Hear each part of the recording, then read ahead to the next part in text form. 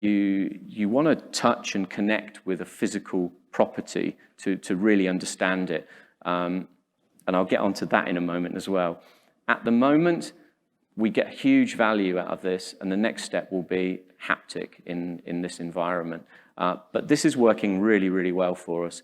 And what we're also starting to do now, so this is VR, we're also starting to use some spatial computing as well with our friends from Magic Leap, and we can augment over the top of the physical models. So what we can do now to start speeding up the process is, rather than having the clay modelers put in theme 1, spending a day, theme 2, spending a day, don't like that, don't like that, don't like this. We could spend a lot of time doing that. We can now overlay the virtual model over the top of the physical base model, and we can quickly go, don't like that one, don't like that one, don't like that. Whoa, that's a good one, let's keep that.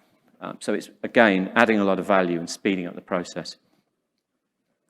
So I just threw this in as a, don't read too much into all of the names of who's there and who's not there, but it's just to give us an understanding of, in my opinion, it's really important to support everyone out there today, everyone else who's not here that we know of, suppliers, startups, established companies. I think it's so, so important to get out and communicate with these guys, help them with their products, help them develop them. I think all of us in industry, it feels to me absolutely essential that we support them and we make their products better. You know, some of them have already delivered and they're going to go on and improve those products and make them better and better.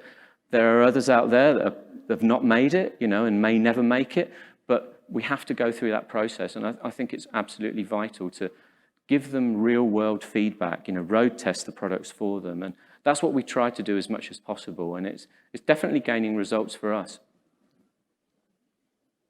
The other thing as well, the other thing on that last slide, what I think is super important is I don't necessarily go to just automotive companies and suss out what they're doing or find out through the grapevine what our competitors are doing. To be honest, I'm not even that interested in that. I'm much more interested in, for me, in automotive, I'm interested in what the medical world's doing, what the medical industry's up to, architecture. The last panel, you know, there's some interesting comments, what the games industry's doing.